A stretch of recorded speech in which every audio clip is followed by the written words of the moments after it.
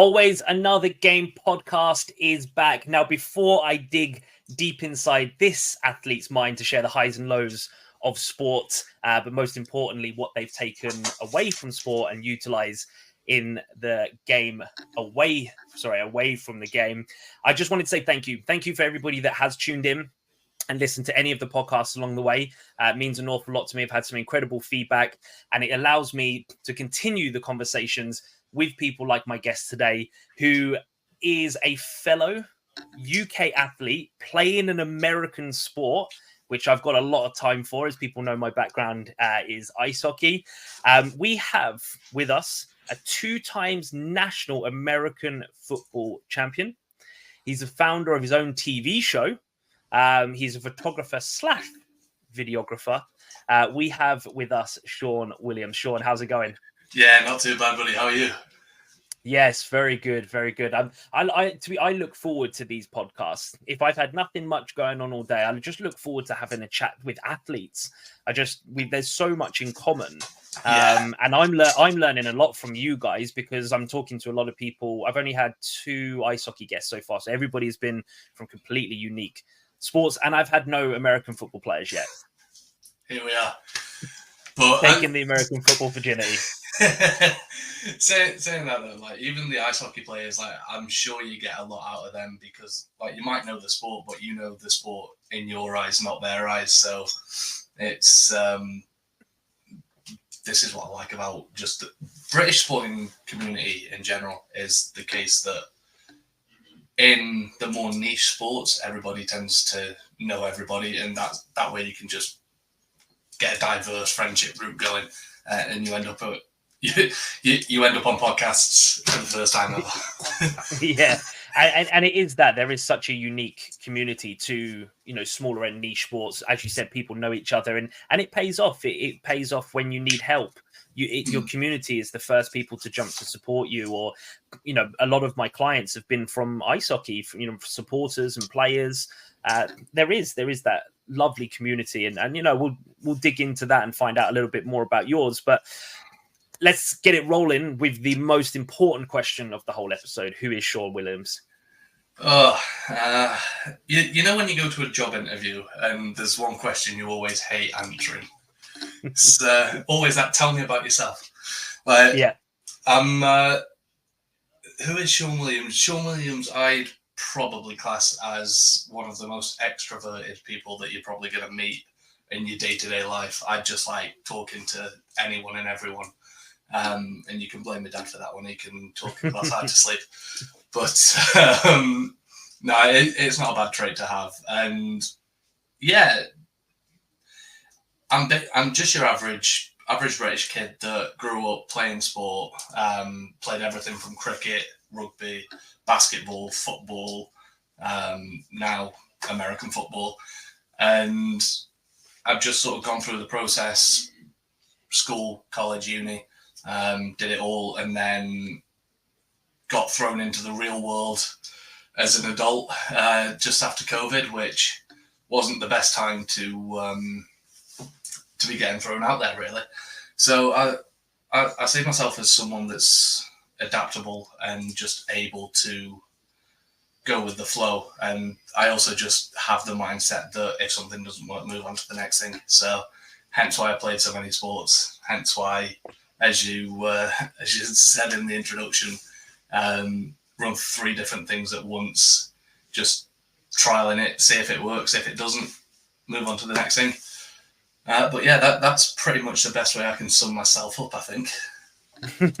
Yeah, a lot of people love that question. I like asking it as well, because you just never know what kind of answer you're going to get. So yeah, with regards to the extrovert then, especially in team sport, you could easily say the majority of the people are extros, and you don't often find too many introverts.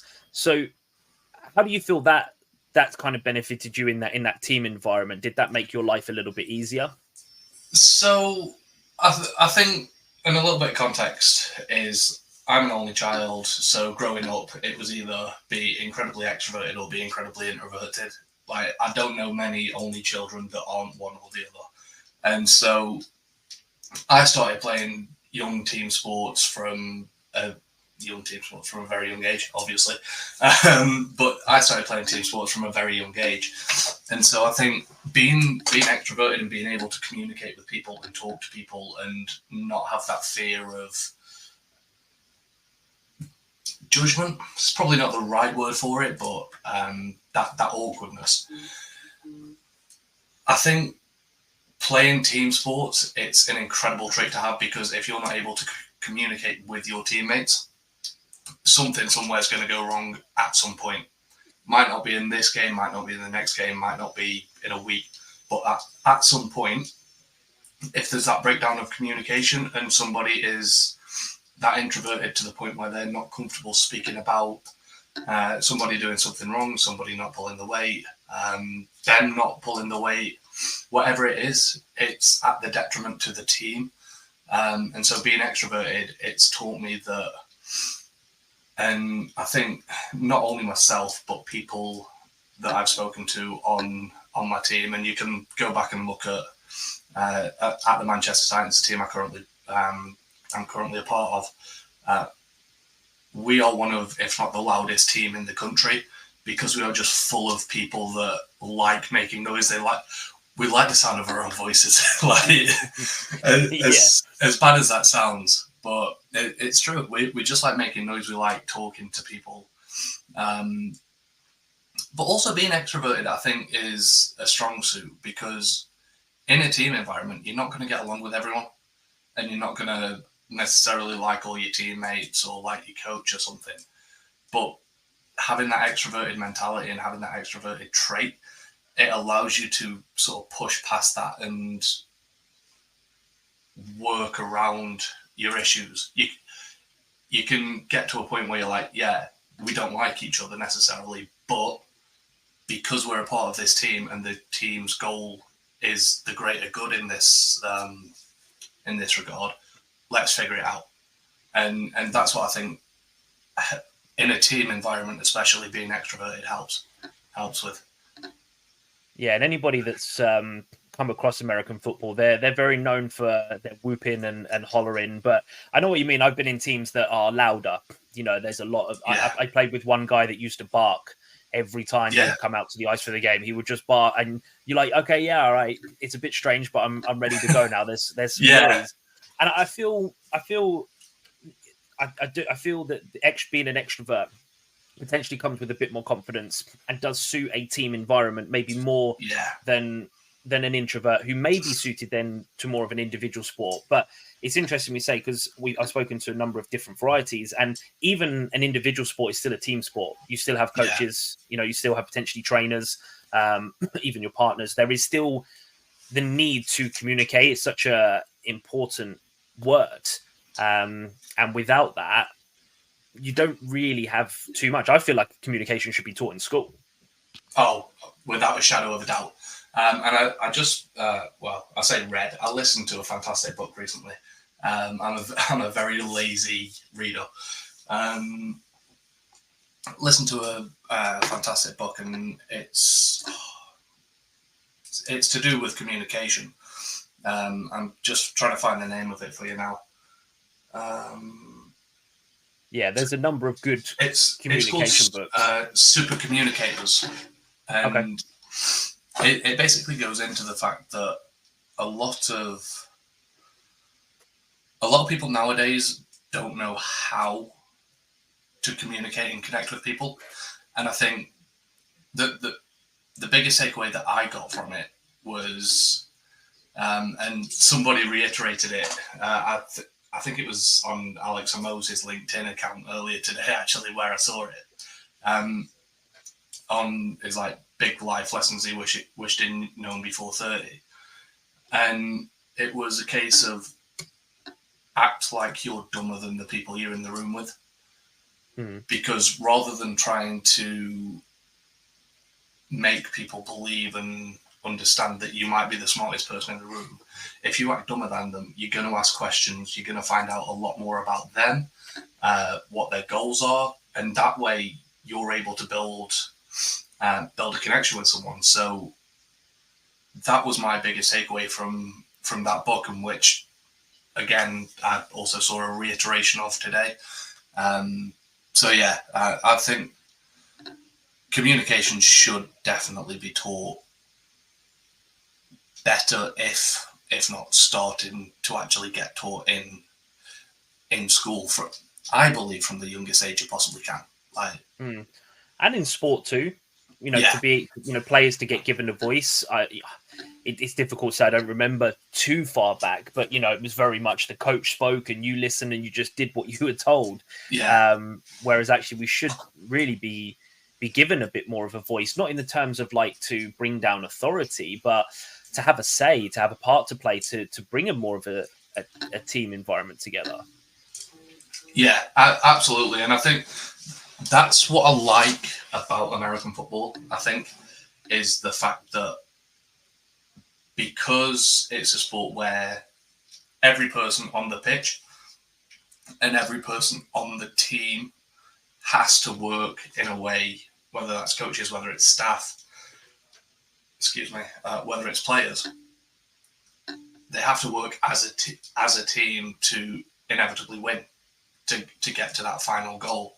And with American football, especially, what I find is that yes, you've got your head coach, and they're naturally the authority. Then you've got your coordinators below them. They're like your vice presidents, whatever you want to call it. Then you've got your coaches, then you've got your players. And it doesn't matter at what stage of a game, a training practice, it doesn't matter what. If as a player you see something that you think could be done better, that you think could be done differently, whether that's a play call, whether it's a training method, whatever it is, you have that ability to go up to the head coach, talk to them, whisper in their ear, whatever it is, and be like, look, this is what I'm seeing. You can take it on board if you want, but this is what I'm seeing as a player on the pitch. And 9 times out of 10, the coach will be responsive to it. They will listen and they'll take it on board.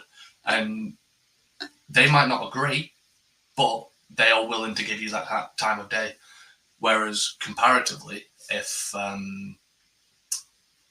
we take football, like football, for example, the coach is the authority there. Like, you don't often see players going up to the coach and being like, this is what I'm seeing, let's do this, unless it's a captain. So yeah, I think communication just in general, day-to-day life, whether that's sport, school, work, relationships, your family, I think it could always be improved. Yeah, and well, that's growth mindset, isn't it? We can always learn something. What was it? What was it about American football? You said you played multiple different sports as a kid. A lot of us have, and I think it's a great asset. And I do encourage parents to let your kids try multiple different sports for different reasons. What was it about American football that was it? That's the sport I'm going to play? So, growing up, like I loved at some point every sport I played, and I still do to an extent. Cricket, not so much. That's probably like the lowest down there. But it's still enjoyable. Like, I'd still go to a park and play cricket if I wanted to. But over the years, it started with like football, cricket. Went into basketball a little bit in high school because I was tall for my age. Went to college, joined the basketball team there. Didn't enjoy it, far too much running about. And then when I went to uni, I did a bit of rugby as well. And I just didn't. So, like, I love rugby as a sport. I love club rugby. I love everything about the sport. I enjoy contact sports. And I think what did it for me when I went to uni was the rugby union team's mentality was not even drinking. Like, the drinking wasn't a problem for me at uni. I partied way too hard when I went to uni. That wasn't the issue. But university rugby mentality, and I think this is something that desperately needs to change, in my personal opinion. People might hate me for it and disagree, but I saw people doing unbelievable things, and not in a good sense, to themselves, to other people. Like the freshest part is as initiations, which that's the big taboo subject within universities, or at least it was when I was there. Like, you're not supposed to do initiations, this, that, and the other. Every club does it. Every team has their own version of it. Universities try to turn a blind eye, but sometimes they step over the mark. And especially at Cov Uni, where I went, the rugby club mentality there, sort of 2016, 2017, just wasn't it.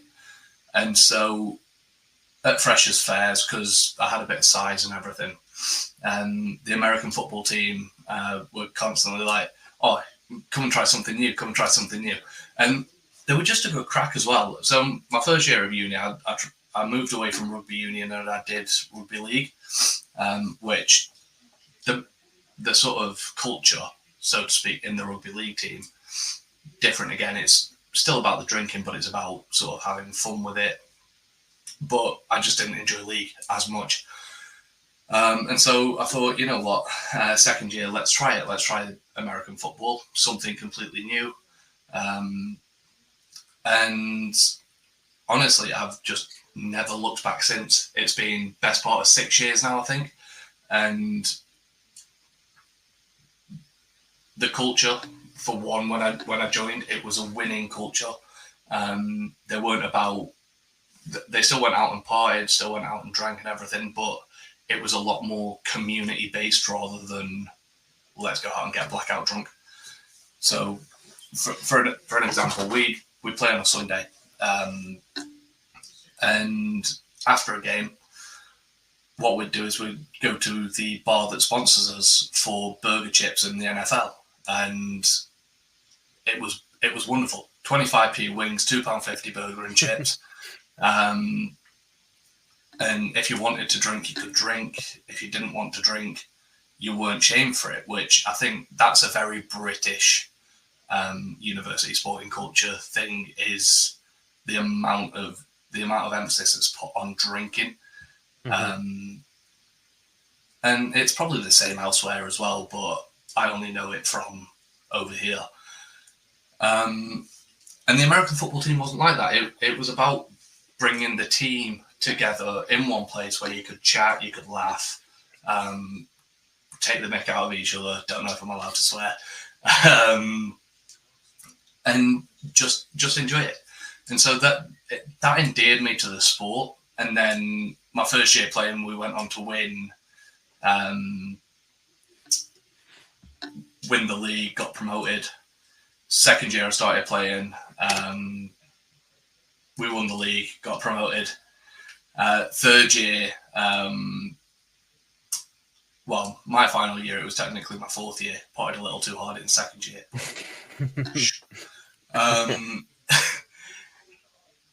But yeah, in my final year, it was just before COVID struck. We'd been promoted to the Premiership, and then a load of the athletes and a load of the coaches that had that winning mentality left, either through graduation or family commitments, and we just didn't have it anymore. And on the defensive side of the ball, we did, because we still had a lot of the athletes that had brought us up. But the offense just lost everything, and we ended up getting banned for about a month and a bit. So we missed the first game of the season to our first ever Prem season because of a stupid thing that one of the guys did on a freshers' night, where they got naked in a fountain in the city centre. And so the SU banned us for a month. And that it was then that the culture sort of really shifted. We lost a lot of the possible rookies that we would have had, because they were like, we came here to win. We didn't come here piss about like this. And so that was that, and we got spanked every game in Prem. We didn't win a game. Yeah. The defense scored more points than the offense. The offense conceded more points than the defense, and it just wasn't pretty. Yeah. And so that's how I sort of got into American football, is through that university experience, finding somewhere where it was more about the community, like of the team, rather than just go out, get blackout drunk, and embarrass yourself. No, you took us on a good little adventure there, and kind of in terms of show the importance of culture. One, in terms of finding your place. It's so important to know that just because you love a sport, it doesn't necessarily mean it's the right fit. Yeah. And even if you do love a sport, if you're struggling within a team, it doesn't mean that that's how all of the teams behave that way. And then we kind of went into the terms of kind of culture within the team environment. But I don't know how you feel, but obviously, you were starting right at the beginning there, where you were saying about the rugby and the wrong culture it has through university. In a gentleman's sport, you wouldn't see it in the professional game, right? It's known as a gentleman's sport, and everyone respects the ref, and everyone talks about that. But it's funny. I've not been around it. I didn't go to uni. I was saying that I didn't go to uni. I've seen an element of it, and it's funny how, is it the rugby, or is it just the element of university and the culture combined together that then, you got sport and uni that's accelerated? Do you think that's what is doing it, or do you think it's just something that's so deeply ingrained? So I think it's definitely a mix of both. Like the fact that you have university guys that probably away from home for the first time, just cutting loose, probably the best way to put it. And then they find a group of other guys that they like the same sport. They've played it all like from very young, and it's the sport that they know. It's a sport they love. They just have that pack mentality then of like, oh, these are my guys. We'll do everything that they do. Lads.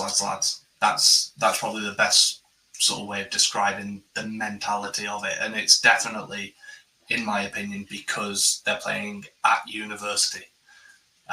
Because the local rugby club that I worked at as a barman, they're completely different again. They're just your average guy. They like a pint after a game. They like the food, and they just come, play the sport, have a bev, get some food, chill out. That's that. And it's different again to what I saw at university. So I think it's at the university level, because it isn't just rugby. I saw it across several different sports. Cricket's another good example.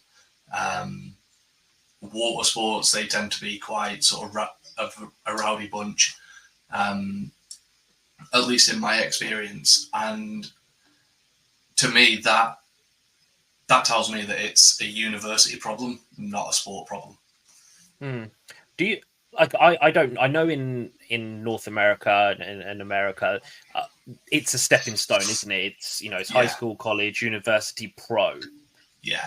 I don't know if we see a huge amount of that from here, do we? Because like when you look at like football, they get picked up from a junior football team. They don't get picked up from a college team or university team.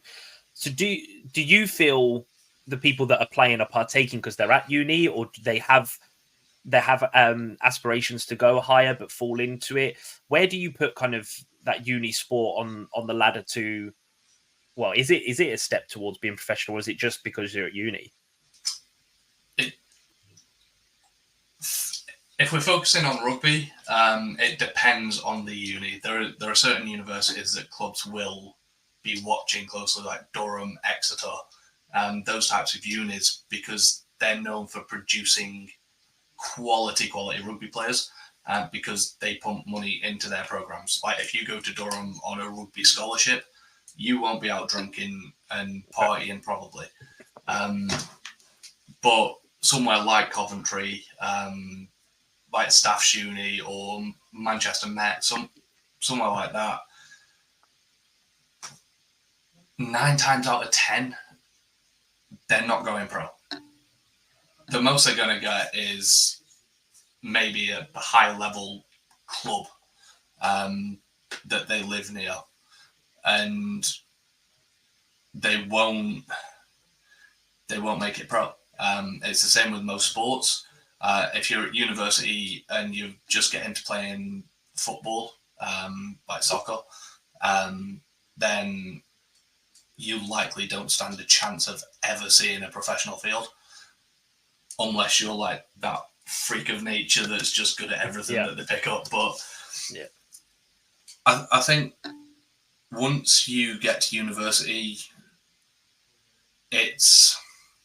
and I think this is a systematic thing, is that universities are there to churn out employees, employers, and they're there to feed the economic machine, not necessarily the sporting machine. Whereas if we compare it to America, doesn't matter what sport it is, it's all commercialized.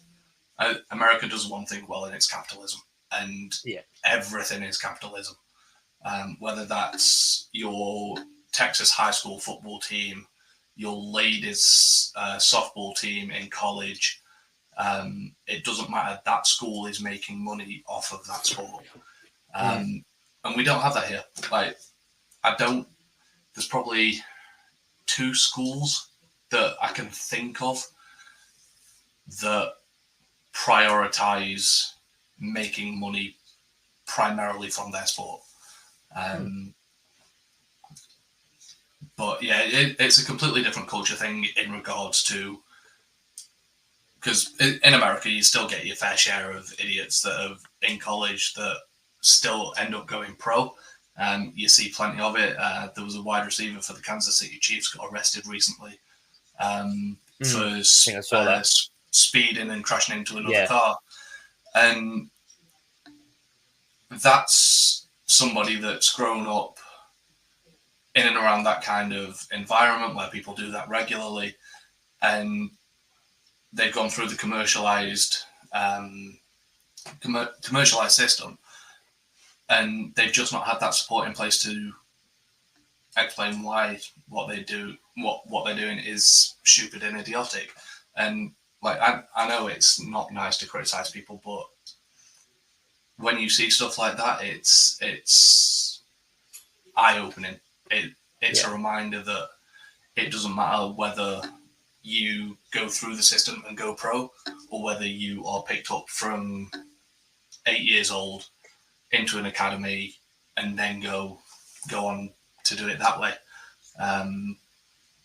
There's still always going to be the outliers that don't do well.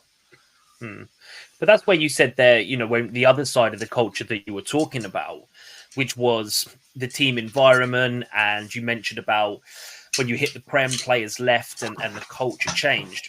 It has such an important part to play, the culture you're in, the sport that you're in your own development as you age. There was always one team that I remember, one of the best rooms that I'd been in, and there was movement at the end of the season. The coach left, so then he wanted to take those core players with him. Well, one of them left and went to live in America. One of them, they couldn't provide housing, so he moved to a team closer to home. And just by losing 3 or 4 of this core that held everything together, a lot of people felt it was the coach. The coach was great at X's and O's.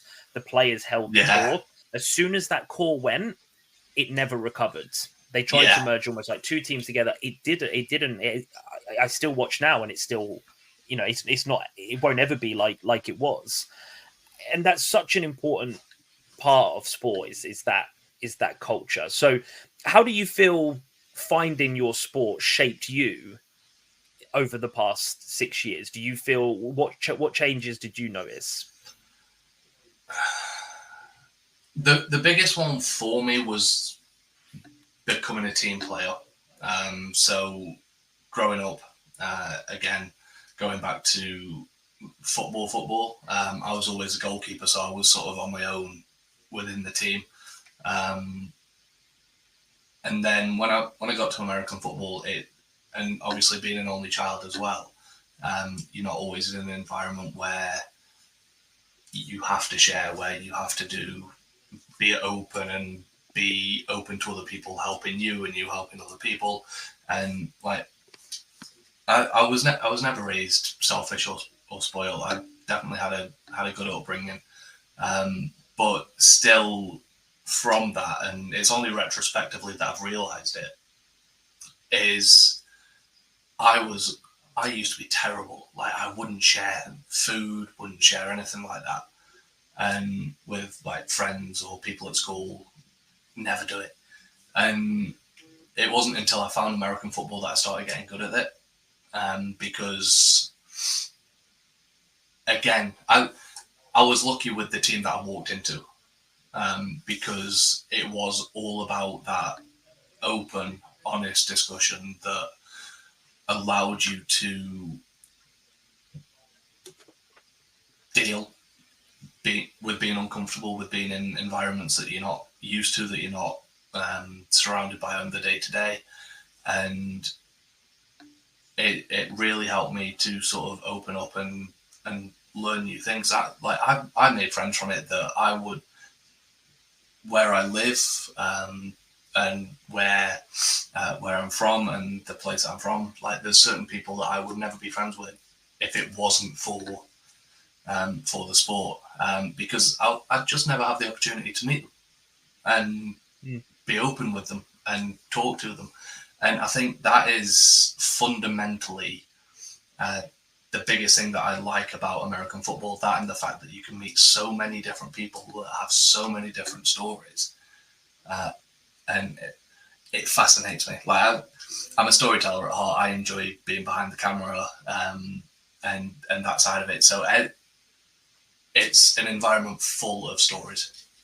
Yeah. And it's honestly beautiful. Like in my eyes, it's beautiful.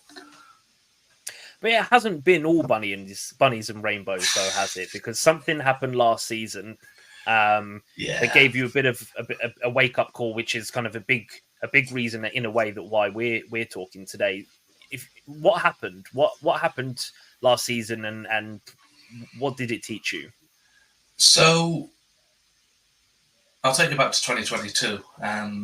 I joined the Manchester Titans. I've just come back from a season in Germany playing semi-professional American football, and I joined the Titans, and we won the Premiership National Championship. First time a team in Manchester since 1989 won it, and we beat the most dominant team in the British American football game, which is the London Warriors. And the jubilation, the high from that, unreal, unmatched. Like I've not experienced that before. But it pushed me. It wanted me to do it a second time, and ultimately we did. But I just wasn't a major part of it. I played one game. I got 4 snaps in one game last year. But in the pre-season of last year, I tore my meniscus and patella tendon in my right knee. And first time ever since since I can remember, that I've ever had a serious injury. And sports played a major part in my life. Like I played it since I was like yay big. And it just took me back. Like I didn't know how to deal with it, and I didn't know what to do, who to go to. Like I didn't know where to turn at that point, and it was just strange. The physical pain I can deal with. Like I no issue dealing with the physical pain. It was the not knowing what was after that. It just plays with your mind, and I'm sure you can attest to that if you've ever been seriously injured playing ice hockey. It takes a major part of your identity away, and So get injured, but I also know that I'm good behind the camera, good at editing. Like, I've done that since I was about 14 at this point, so 11 years. And I was like, you know what? I still want to be around the team, still want to go to training. Why don't I film it? And so that's where Blue Milk TV started. It's an Instagram channel that weirdly within the British American football sort of scene took off, because nobody else was doing like cinematic highlight reels in the UK for American football. Like, you see it everywhere on Instagram with the NFL, with college football. Like, you get all the beautiful cinematic shots, and it was totally new to me filming sports. Like, I'd not done it before, so I was like, I'll do this, and I'll make a feature-length documentary about this season for the team as a one-man band. So I was the director, the producer, the videographer, the editor, the sound designer, which, if you ever find it online, don't judge me on the sound. First time doing it. That's my excuse.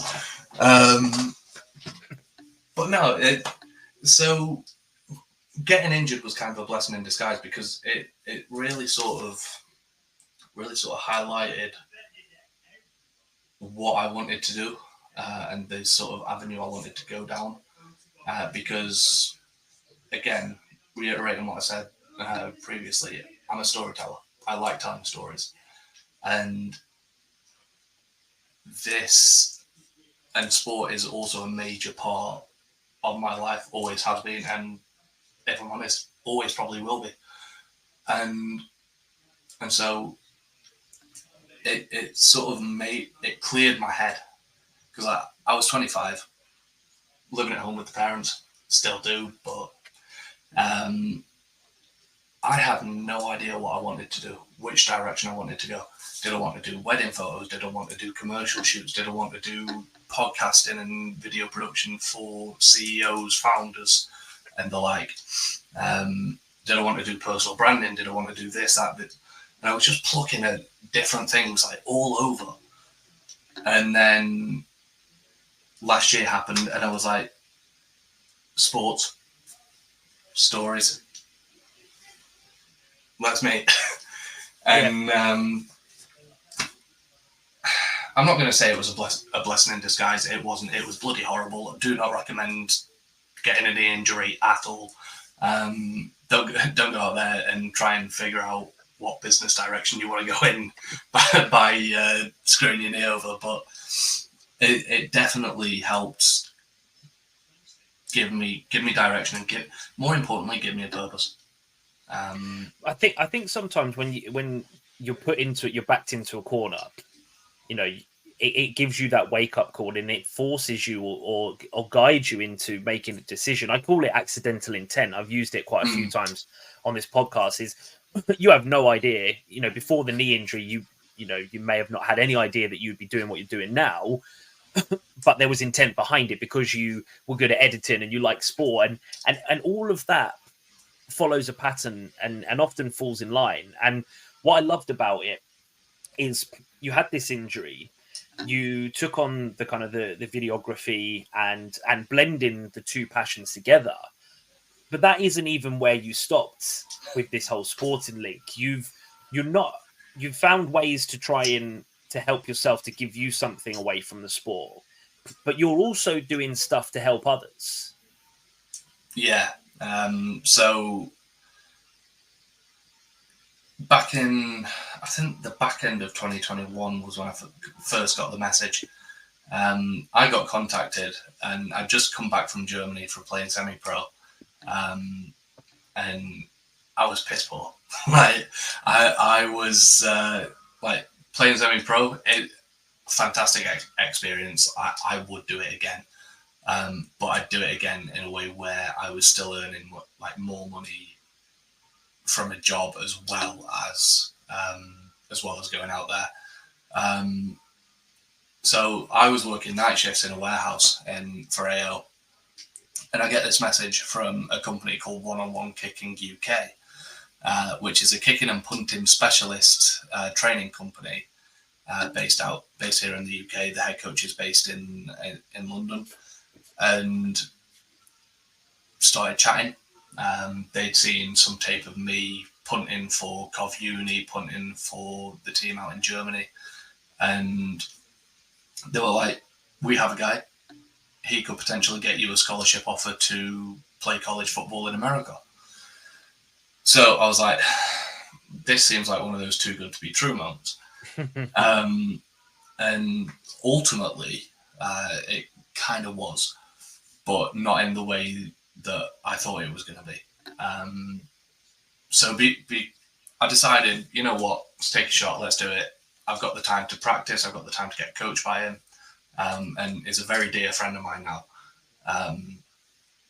And what it was he'd coach me, get me up to a level, and then try and get me scouted by college teams out in America. And he did very successfully. I got 3 Division 1 offers to go and play college football, and I got a Division 2 offer as well, full scholarships. It wasn't until after I'd received these offers that we then realised that because I'd played semi-professionally in Germany, I wasn't eligible for the scholarships. And so that was like a kick in the teeth. It was, I'd worked so hard for this. Like I worked with him for the best part of a year, 2 years, to get to a point where I was ready to go out there. I was about to play American football in college in America. And then ultimately I wasn't. And Brad was new to the recruiting side of it, so I didn't blame him at all. He didn't know that particular rule. I didn't know it. I didn't do my research enough either, and it was just one of those things. But anyway, we now branched off from One-on-One Kicking UK, and it's now called United Kicking, and we're partnered with a few kicking coaches and punting coaches out in America, a couple of ex-NFL guys. And we help send British and European guys out on scholarships to America by coaching them to kick and punt. But the one thing I always emphasize the most for them is you're not just going there for the sport, you're going there to get a free education as well. And I think that because Brad, bless him, he is, when he's focused on something, is very sort of honed in. And I like to keep guys honest. I like to keep them like, if you don't get the grades, you won't be playing ball. And that's sort of where we're at. We work well together because of that sort of mentality. And we currently have, I believe, I know over the past couple of years we've got well over 30 plus scholarships, whether that's Div 1, Div 2.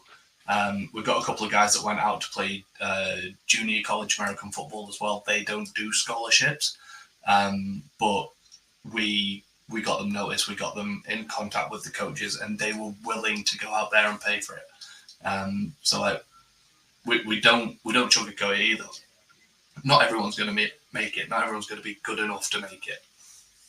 But what we try and do for those guys, if they still want to train with us, is just get them to a level where they're the best in Britain, where they're the best in Britball, or just to be better versions of themselves, whether that's in the gym, whether it's on an interpersonal level. Like I'm always more than happy to like chat to any of the guys one-on-one if they have any queries or any qualms and they just want to get something off the chest. I'm the go-to sort of, I guess you could say the HR person, but yeah. Like that. So yeah, we're just trying our best to get let guys live their dream of playing American football in America. So yeah, you're bridging the gap.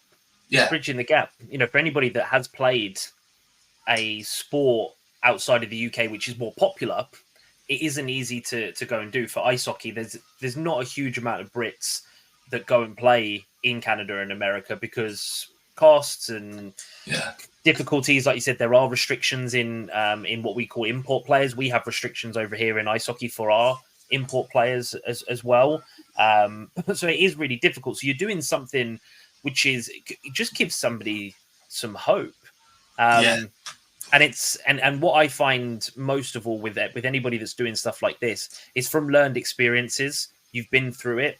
Yes, okay, you didn't get your time and your shot, but that hasn't deterred you from going, actually, you know what, I'm going to do my bit to not have anybody else go through this. And I think that's a great sign of a great coach, a great leader, a great business person. I do feel like living it is a huge asset when it comes to business. And your other area, which I really like, because I've gone through a personal branding shift this year. I've had it's been a slow process, but I kind of did the final pieces this year with logos and colorings and got rid of my old brand. But you do personal branding for athletes. How did that come about? It's not something you see very often, that you help athletes, showcase themselves. So this is the most recent brainwave that I had, and I ran it past a couple of friends of mine that are seasoned entrepreneurs, like they're in the mid 30s, 40s, 50s, and they've been incredibly successful. And I ran it past them, and they were like, if you can pull it off, it's going to be a fantastic idea, because there's a gap in the market. Like I couldn't find anyone that does it. Like, whenever you search for personal branding for athletes, you'll get a blog post maybe, or you'll get an agent that says, "Oh, we'll help you with your social media." My goal with it, and it's not fully launched yet, I'm still sort of ironing out the creases, but I've been, like, with United Kicking, I've been helping with that. I'm currently doing the branding for the Manchester Titans and helping a couple of players there with their own personal branding, because they have their own businesses themselves, and like they just want to figure it out. What I found, and obviously going through the athletic sort of journey, the most unathletic athletic journey, I should say, is there's not really any support out there for when you end your career.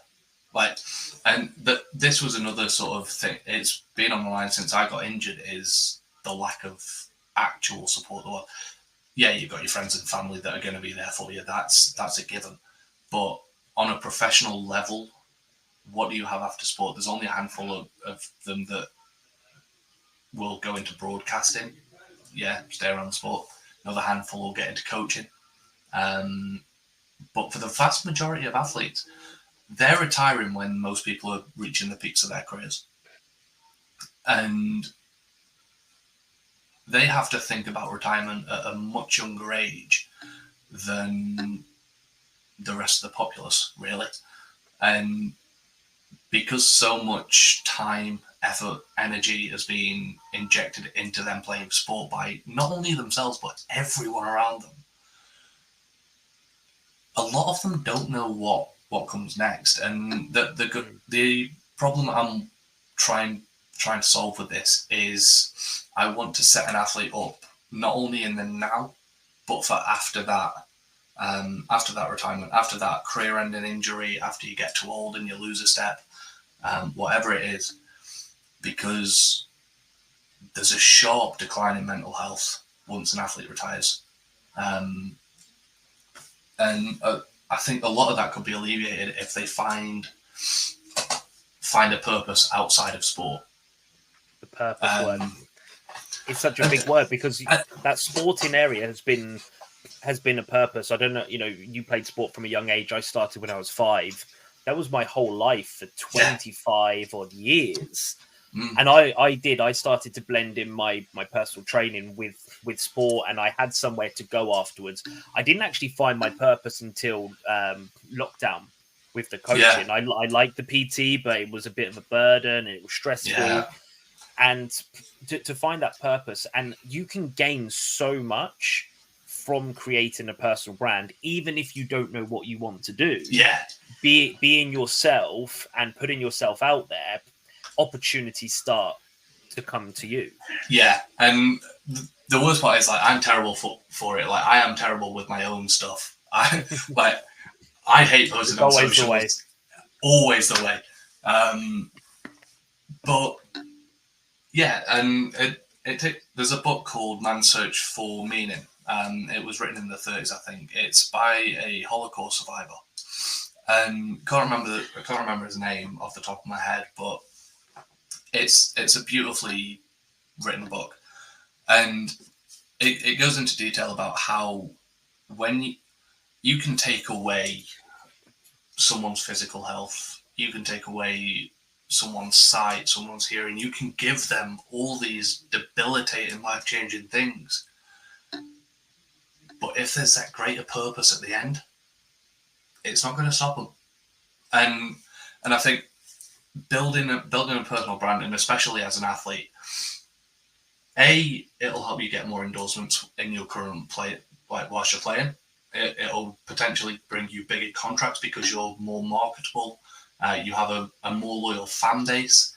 You'll have fans from the team you currently play for, but they will then follow you rather than just their club, if that makes sense. So, like, when you move on, they will move on from the club, but they will still follow you. And a perfect example of why a personal brand as an athlete is so powerful, Tiger Woods. Tiger Woods built this image of an elegant guy, fantastic golfer, like arguably one of the best in the world ever. And then he had that controversy because with being unfaithful to his wife. Yeah, the controversy hurt him a little bit. Sponsors pulled out. But look at him now. It's back on PGA Tours. It's back at the Masters. Nobody ever talks about, or rarely talks about, the controversy because he's managed to curate his brand in such a way where people focus more on the sport and him rather than what happened then. And I think, and it'll help him after golf as well because he's now launched his own clothing brand. He's moved away from Nike and launched his own clothing brand. And as soon as he finishes with golf, no doubt that'll make him a shed load of money as well. Yeah. And so that's the power of personal branding, and especially for athletes. Like I say, it'll make you more marketable. You'll have fans, and not only that, it'll help you find what comes next. Yeah, definitely. Shaun, there'll be somebody listening right now that is either contemplating finishing playing sport, or they've just had an injury, or they're going through some rehab process. What one piece of advice from your experience could you give them to help them out right now?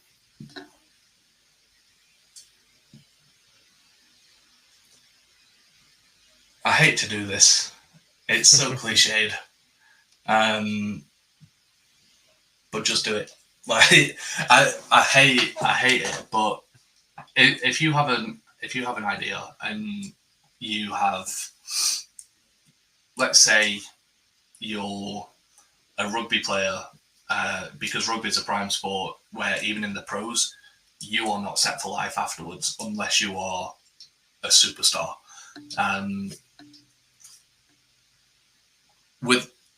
Let's say you get an injury, it ends your career at 24. If you have something in mind that you think could have helped you along the way, whether that's a support system, a business idea, posting content on social, like becoming a TikToker, whatever it is, just do it. Like, nobody cares. Nobody cares about you. Nobody cares about me in the online world. Like, they'll see your stuff. They'll probably put a shitty comment in there, but then they'll move on and they'll forget. And then you post again and somebody else will see it and they might enjoy what you do. And they'll put a nice comment and they'll follow you. Yeah. And the more you post and the more you put yourself out there and the more that you're able to, again, coming back to communication, the more you're able to communicate, you just have to do it. You have to start. You don't know without trying. And as much as I would love this podcast to be endorsed by Nike. It's not. You just have two Nike fans here. We've had a little bit of Tiger Woods. We've had a little bit of Just Do It. But it does make a lot of sense. We often... we don't move forward with things because of fear of being judged, or will this even work, or what's the point? But in a situation with sport, especially if you're backed against the wall, sometimes you don't have any other option than just to take your shot and just to see what happens. And if you've got a strong personal brand behind you, that shot's going to be a lot more powerful. Shaun, where can people find you? Whether it's you personally, or maybe if it's separate on business, where can people find you? So I'm on LinkedIn. I've got quite a common name, so you might have to scroll a little bit, but it's Shaun Williams, and it's me in my Manchester Titans kit, full helmet, full pads. Can't miss it. Can't miss it. Social media stuff. So United Kicking, I'm going to plug them because I believe what they do is cool as shit, and what we do is cool as shit. And then if you just want some fun, a little bit of shithousery, Manchester Titans based American football video content, Blue Milk TV on Instagram. The season's just kicked off again, so it's going to be another season of cinematic highlights and some shithouse videos. So just all fun and games. Yeah, I'm definitely going to check that out. I'd be interested. I love all the documentaries of the sports and behind the scene. But yeah, Shaun, thank you so much for joining me today. We've learned a lot about communication, culture, personal branding, which I think is really helpful. So thank you so much for coming. It's been my pleasure. I appreciate you asking me on. Thank you. Before everybody disappears, I always like to remind you there is no cost to listening in, but there is a fee. If you did take anything away from Shaun today, please leave a review, follow the podcast, share the episode, anything that can help support us, share these stories, because if it helps you, great. And even if it hasn't, you sharing it could help that next person. So it'd be really appreciated. So thank you everybody for tuning in. And remember, there is always another game. Take care, everyone.